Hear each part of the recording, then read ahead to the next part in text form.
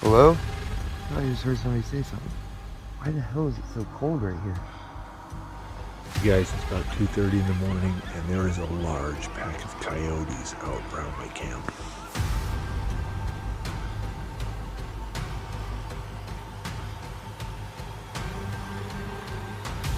Make my K2 go off.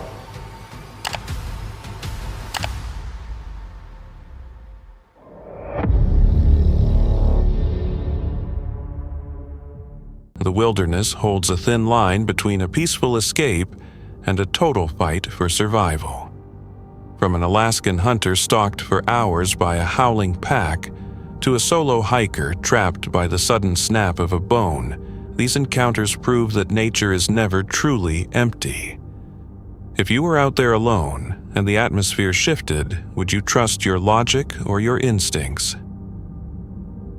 On November 18th, 2023, the YouTube channel Outdoor Boys released a solo bushcraft video filmed deep in the forests of Alaska. The channel is known for outdoor survival hunting and camping in remote environments.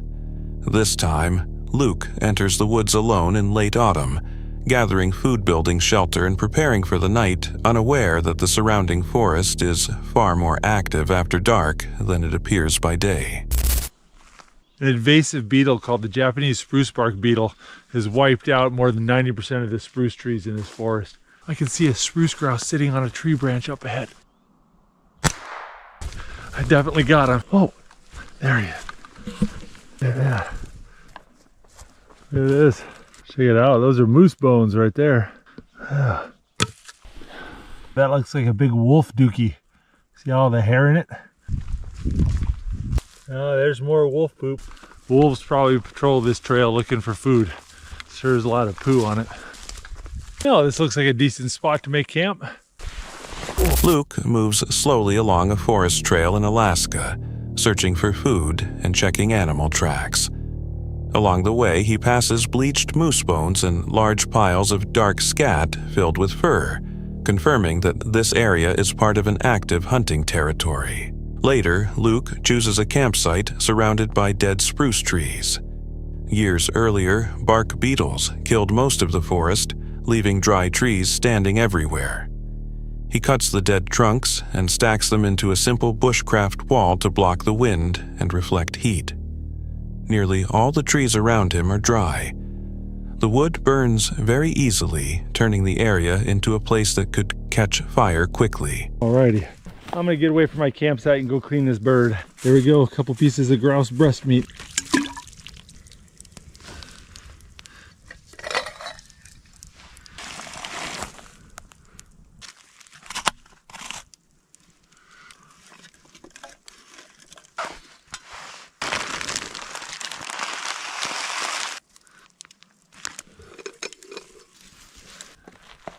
Oh, that's looking good. Just stick it right there to warm.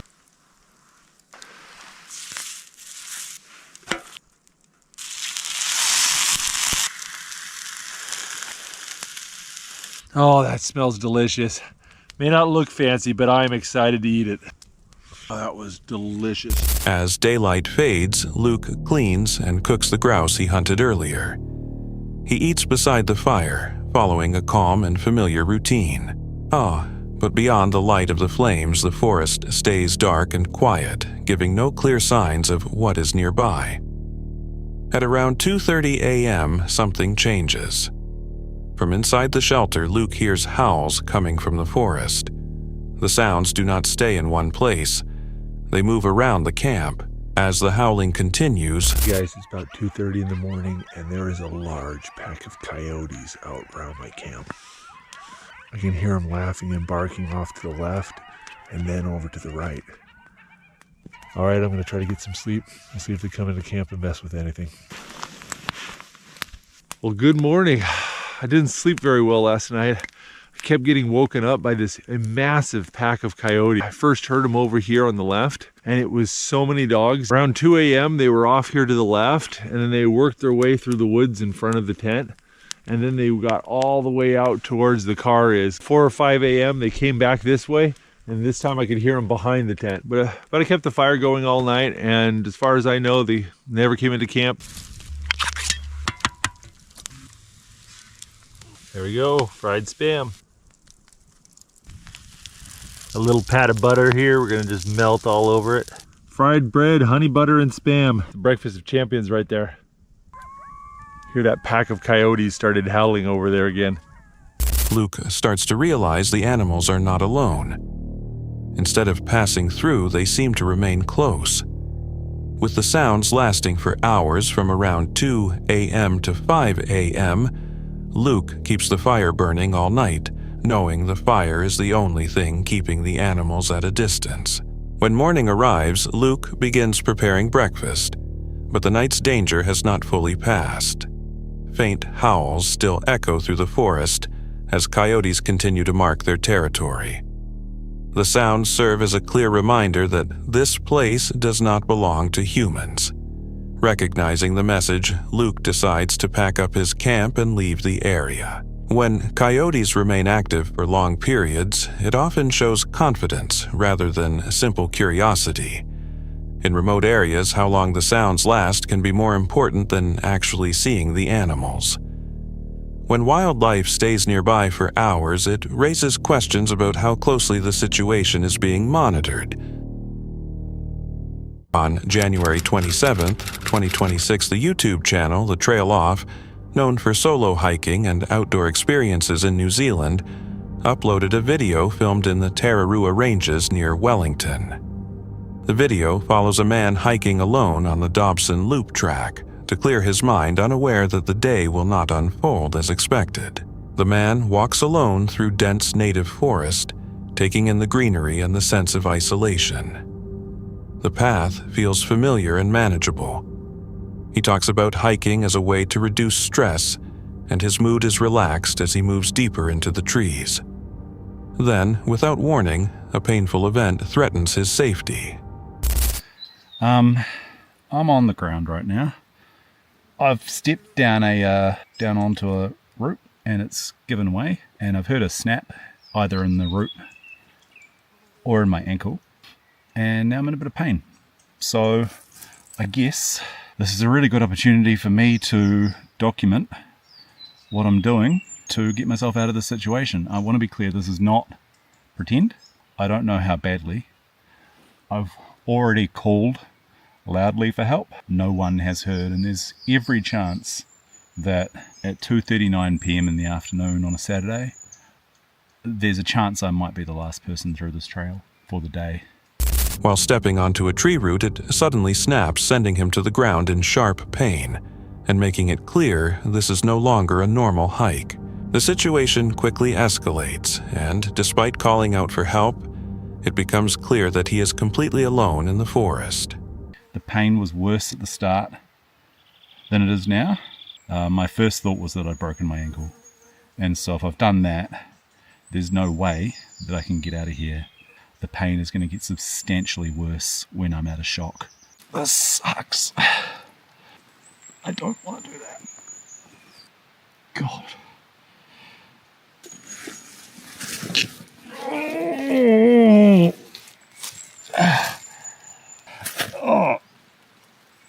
Oh God.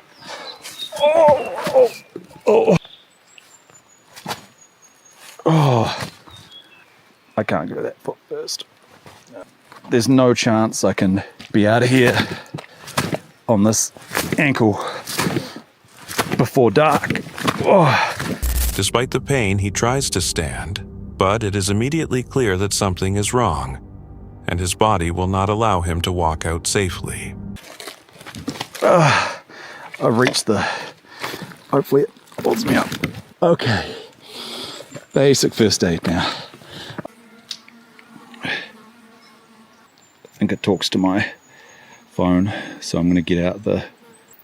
So I've had a reply from, I guess, the emergency services. I don't really know who, Maritime something. I met a lovely lady called Stephanie who's going to walk out and let Katrina know that I have a sprained ankle and that I've used my GPS or my PLB to call for help. I think she felt a bit guilty leaving, which is understandable, but, you know, she couldn't help me. And so going and confirming that in fact I do have help coming is handy. When I move around, the ankle's clicking a bit and it's sitting funny, and I'm starting to get the shakes a little bit. Put on some warmer clothes because I'm actually kind of cold now. I'm just replying to emergency services who have asked me to confirm that I'm on the track. Accepting the situation, he activates his personal locator beacon and sends out an SOS signal. He receives a response soon after. While waiting, his body begins reacting to the injury, requiring immediate steps to stay safe and stable. So that definitely sounds like a helicopter. I can't really move. I want to get up and wave stuff around, but I can't. I am stupid, but the second you see the helicopter, you think, yep, I'm real pleased. And then you start to, yeah.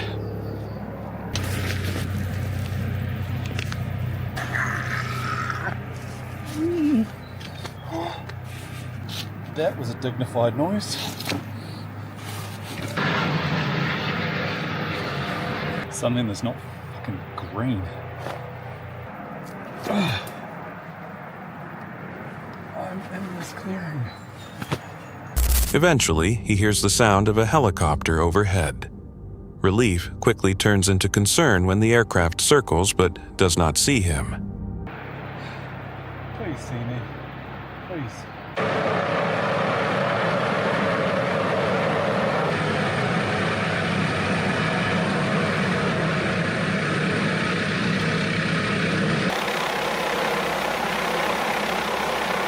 So someone winched down through the canopy and came up and helped me. It was really amazing. I was given a green whistle of drugs, which made me feel a lot better. I was still convinced it was sprain, but turns out was, in fact, a little fracture on the outside of the ball of the ankle. After several tense minutes, rescuers arrive and quickly transport him to the hospital. He is treated and sent home the same night, reflecting on how quickly a simple hike turned into a situation where help was the only option. Many viewers noted how quickly an ordinary hike can become dangerous when someone is alone. A single injury combined with isolation and time pressure can turn a small mistake into a serious survival situation. When hiking alone, how prepared are you for the moment when you cannot walk back out on your own? In an abandoned prison in Ontario, Canada, a site associated with executions and a dark past Mo from the YouTube channel Mo Sargi prepares for an overnight stay.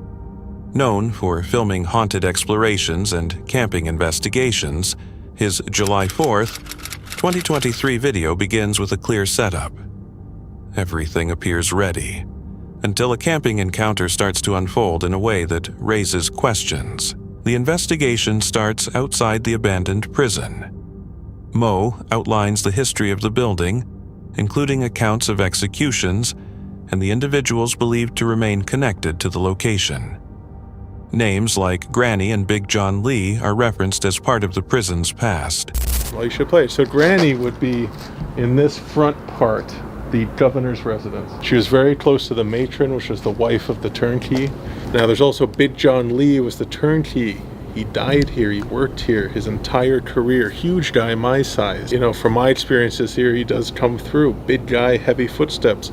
I think when I was with you, when we heard the footsteps walking through the jails. Once inside, Mo and Angelo move through the structure and begin preparing for the night. Mo selects a room known as Granny's room on the 3rd floor. Angelo sets up a larger tent in the 2nd floor hallway. And now it's kind of cold, but it's not freezing cold. But I'm thinking I'm gonna take the upstairs, right? Like the top floor. I think that would be the safest. Let's go upstairs, sergeants, and take a look. I'm gonna go up one more floor, I think. Or wait a sec, let's go to solitary. Not bad. My tent will not fit in here, that's for sure. Let's go to the top floor. Now this is more like it. I think this is gonna be my home for today. They organize their equipment, including K2 meters REM pods and night vision cameras. At first, everything seems stable. The environment is quiet and the equipment is in place.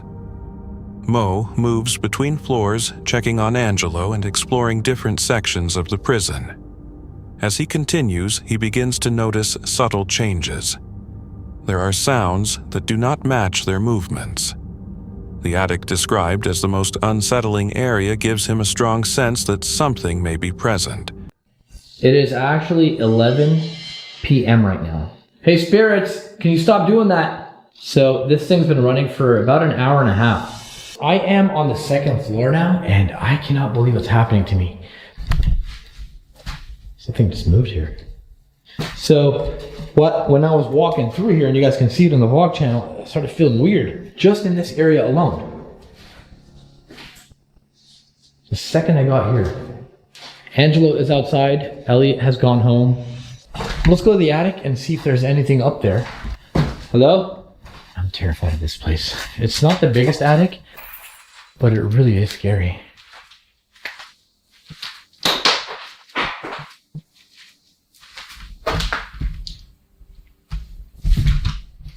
That came from in here. As time goes on, the activity increases. The devices begin reacting more often. Lights on the REM pod activate without a clear reason. The K2 meter spikes. They hear heavy footsteps moving through the building even while they remain still. Hey spirits, make my K2 go off. Do something. Oh, it feels very cold in this area in particular. And all of a sudden I got a couple blips on the EMF. REM pod was going crazy in your room. Really? Yeah. Well, I literally just walked in and for some reason it kept going. So I've got my night vision camera rolling up. Yeah, there. I know. So hopefully I captured something. Yeah, well, I literally caught it because I walked in the room and then it just started going nuts. So it seems that my night vision camera captured the REM pod going off. I'm gonna go take a look at it right now. Oh. Yes, stairs. I heard something. Whoa, REM pod's going crazy. What the hell? And I'm pretty sure my night vision captured something. I'm gonna check the footage right now. You hear that, right? Yeah, I thought that was this. No, that's off. What is that noise? I don't know. It's coming from here. There's no alarms on this building. No. Whoa, it's gone. You hear it like faintly. It's gone now. That's weird. That wasn't any of your devices? No. Oh, it's back. Shh. The fuck is that? What? It's getting louder. It just went away. It just stopped. Well, what the hell is that other noise? Okay, that's the REM pod. Yeah. It's going crazy again. Yeah, that should not be doing that. Oh, there's that noise again. Oh, I'm turning off the REM pod. Sorry, guys. All right, so we've been sitting here waiting for this noise to come back. We can't figure out where the hell it's coming from. And it stopped. To check for unusual activity, they enter the cell block lined with heavy iron doors. As Mo examines the area, a sudden disturbing sound echoes through the space, a loud metallic noise similar to a rusted door being forced open. Now keep in mind the hanging tower is just about that way over there. Angelo? Was that you? Seriously, that wasn't you? No. I was Look. literally standing like right there. I was getting the app on my phone ready. This door is closed. Were you recording? Yeah. Oh, what the f***? I just saw something moving. Where? I just got something like moving off the wall. Because that door wasn't closed, right? No, we walked in from I wasn't there. really paying attention. Hurt. It said cart. Cart? Yeah. Hey, open that door. Oh, That's it. yeah. So that thing is freaking heavy. Yeah. Like solid iron. That's what we heard. God, yeah. Oh my god. Granny, show yourself. Did it just say granddad? It said it's granddad. What the? Yeah. Look at that. Last word. It's granddad. It's oh my god. A device used to display words begins showing messages like granddad and hurt. These appear during the same period when the activity is increasing. The events are not constant, but they occur close enough together to raise concern. The situation reaches a critical moment when Mo enters a cell on the second floor. Without warning, he is pushed forward into the space. The door becomes difficult to open. He falls and struggles to regain his balance. So I'm on the second floor now, and this is the floor that creeps me the out. Hello, spirits? Is there anything in here?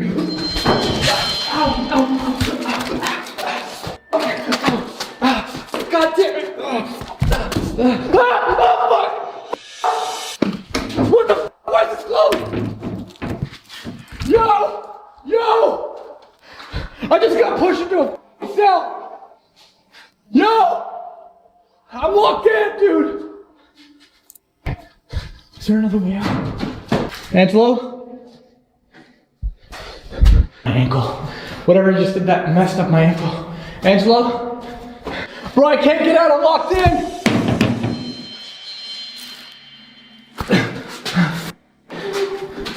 What the f?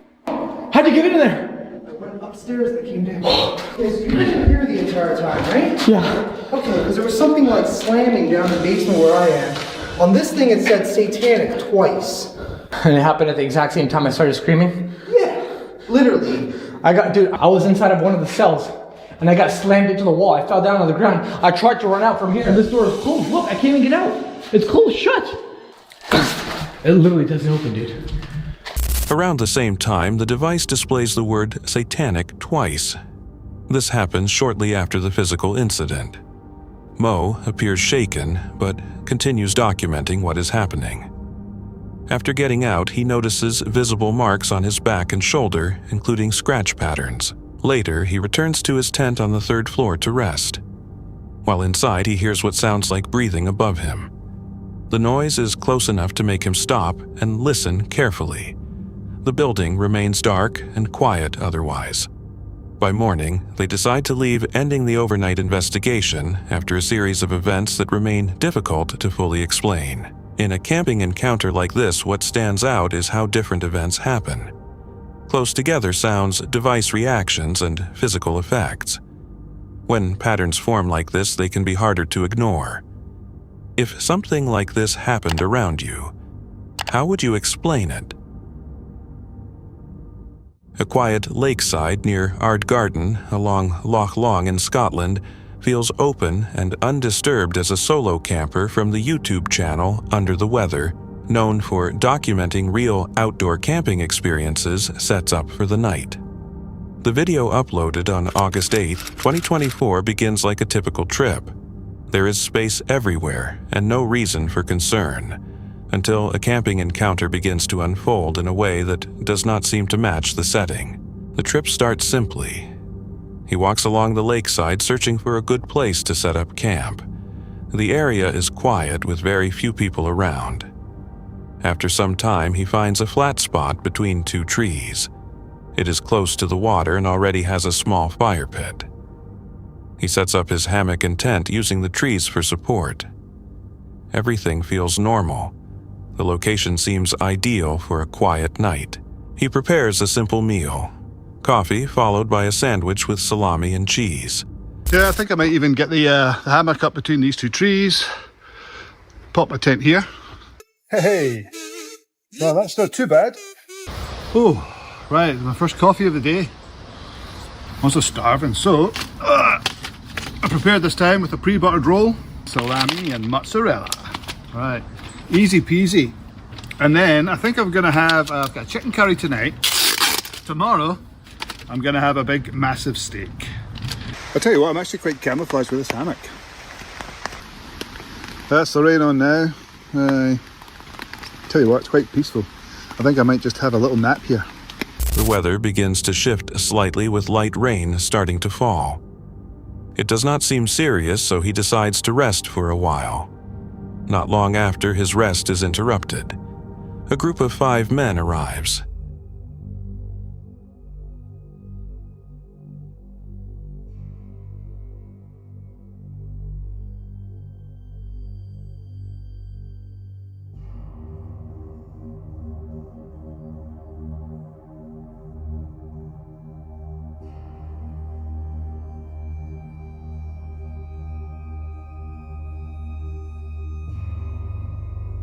Right, my peaceful snooze was there, interrupted by a bunch of guys who just came and parked a tent about 8 feet from mine.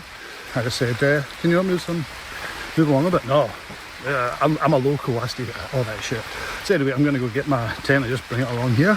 They begin setting up their camp very close to him, only about 8 feet away. Despite the large open space around them, they choose to stay right next to his setup.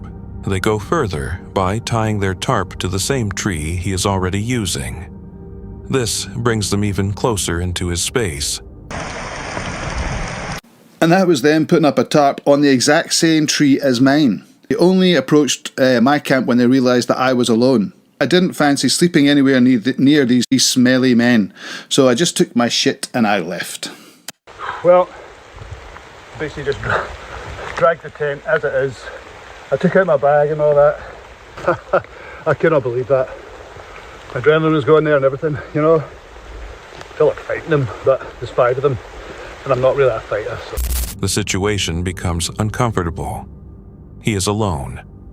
The group is larger and they appear relaxed, drinking and setting up as if nothing is wrong. There is no direct conflict, but the atmosphere changes. The sense of privacy is gone. He considers the situation. Staying could mean dealing with noise tension or something worse later in the night. Instead of confronting them, he decides to leave. As the rain becomes heavier, he begins moving his entire setup. Rather than packing everything separately, he drags the tent with his gear still inside. The ground is wet and muddy, making the process slow and difficult. He moves into a nearby wooded area and finds another place to set up. The conditions are not ideal, but it gives him distance from the group. He prepares a hot meal and tries to rest while the rain continues through the night. By morning, everything is wet. He packs up his gear and walks out of the area clearly disappointed. The trip did not end the way it was supposed to. In a camping encounter like this, the issue is not always clear danger, but how quickly a situation can feel unsafe when space and respect are ignored. Sometimes leaving is the safest choice. If you were alone in that moment, would you stay or walk away? One night in an abandoned cemetery, everything starts normal, until the sounds, the cold, and a single footprint don't match what should be there. What would you do if the deeper you went, the less things made sense? The video comes from The Journey. Is the Destination a UK-based channel that explores abandoned places and historic sites? The investigations are filmed in real time with very little added commentary and a focus on direct spirit communication. This footage was recorded on October 6, 2024, in Stage Pond, an abandoned stagecoach settlement from the 1800s with a nearby cemetery. Not 100% sure what's going on, but I mean, even last time as Debbie and I turned our cameras off and we're walking back to the cars, it sounded like something got thrown at us. I can't wait to see what you all catch. Thank you so much for watching. Let's get into this journey, my friends. So this is another one of those 1800s ghost towns. And it was on a stagecoach line, which is how it got its name. And this road here would have been the main road going into town, and the cemetery was out here. Now, during the winter, when I can actually get back into the woods and stuff, we found a bunch of metal objects and things that were scattered all through there. I don't know that I'm going to be able to get into any of those wooded areas now. I mean, as you can see, this is kind of what the woods look like, but we'll see. This is one of those places that I honestly have been scared of, but every time I've come to this cemetery, crazy stuff has happened, so I've been really scared to actually go to the town and see what we find down there. But after hearing those knocks and that kind of stuff, it just made me have to come out here and see what's going on.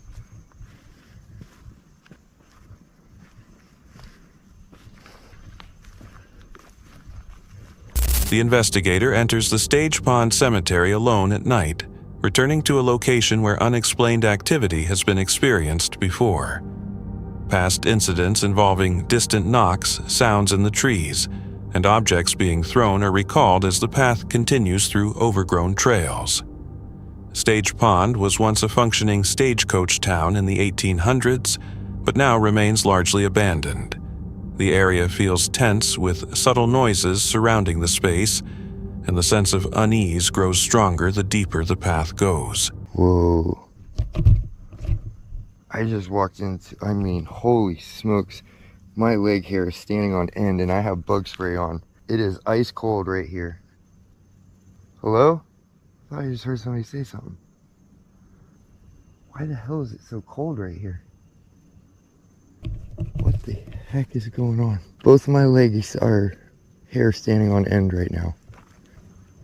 And it's 77 degrees, 76 degrees. Makes me wonder if there's... I haven't used this in a minute, but... While moving through the cemetery, a sudden cold sensation forms around the legs, despite the mild temperature. At the same time, the feeling becomes physical with hair standing on end. Faint voices seem to come from different directions, even though no one else is present. That was just a gigantic boom noise. This looked like there was a woman standing right there. Holy smokes.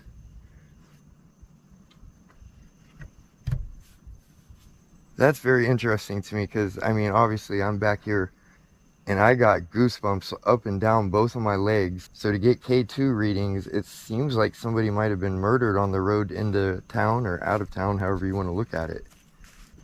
Like there was a woman standing right here. There's even, look at that. There's even a footprint right here. Holy crap. There's one footprint. There's no other footprints. There is literally one footprint right here. A loud and unexplained boom echoes through the nearby woods. Almost immediately after, there is a brief sense that someone is standing close by, but when the area is checked again, nothing is there. That I'm maybe not thinking of because I'm out here paranoid alone in the woods. Why there would be one what looks like woman's shoe print in the ground in a place where I thought I just saw a woman? I mean, I'm here alone tonight. There's nobody here with me. And it seems like there would have been more than one footprint if somebody had walked through there. Like what? Leaving the moment without a clear explanation. Not long after a single woman's shoe print is found in the dirt. There are no other human tracks nearby, only animal prints surrounding it.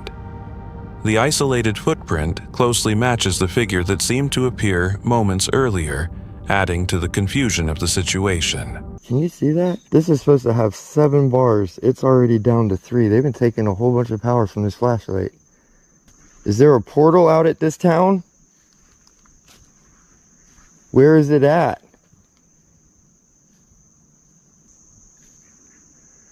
As fast as this flashlight's dying, I don't know how much longer I'm going to be able to be out here. How much is... Oh, it's a motorcycle. Oh my god, that scared me at first. Morris, are you still with me?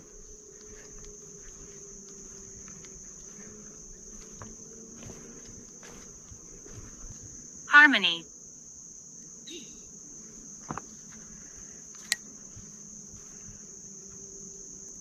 Died in battle.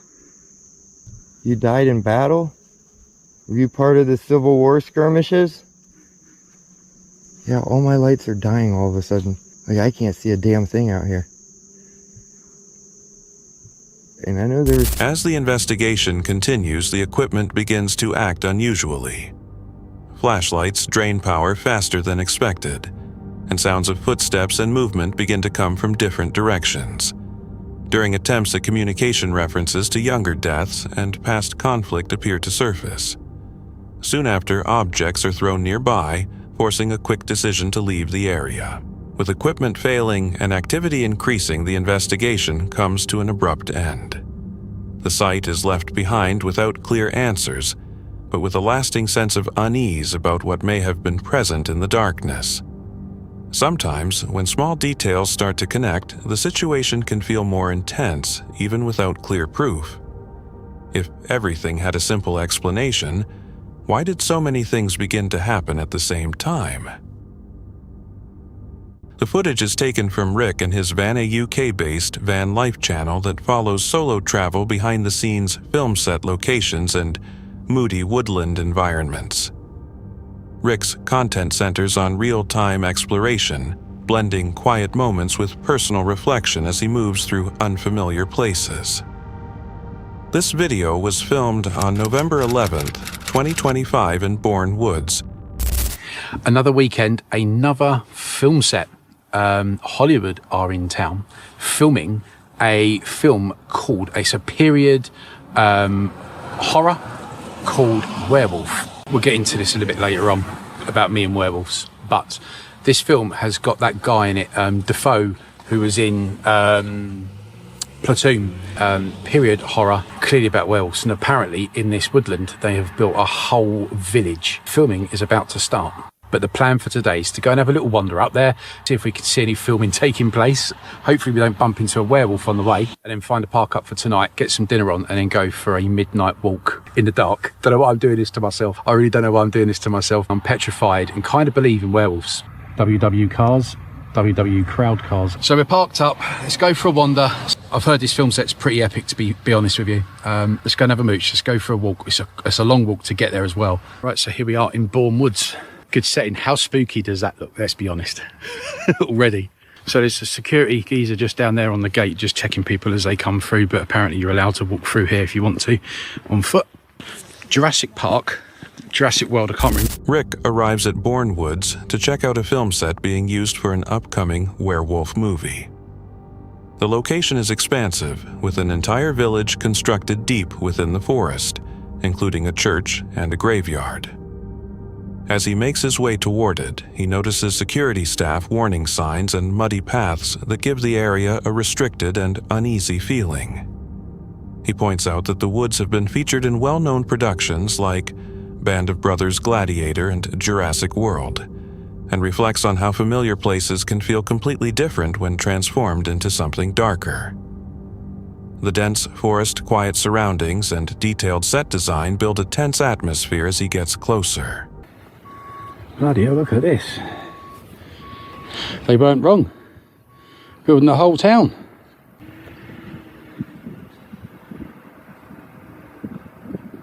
So you can see over there that they built this massive church with some kind of graveyard in it as well. That looks proper spooky, doesn't it?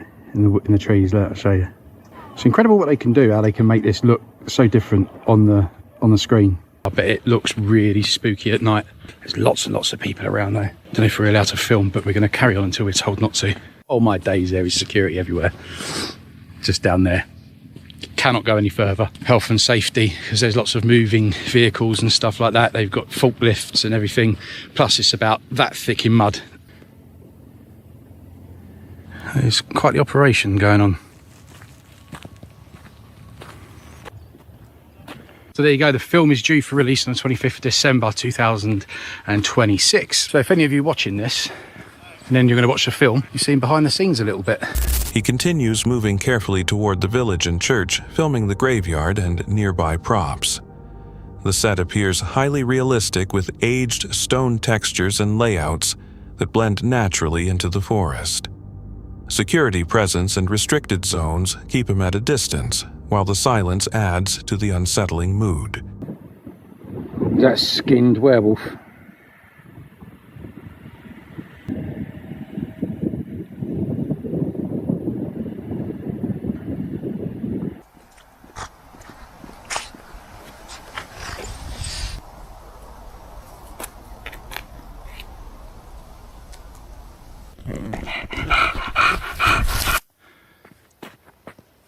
Rick then comes across a skinned werewolf prop hanging from a tree, and it immediately unsettles him. He explains that werewolves have always frightened him, and encountering something like that alone in the woods has a stronger impact than expected. What the hell? I didn't like that at all. I'm going back. Going back. Didn't like that at all. Did not like that at all.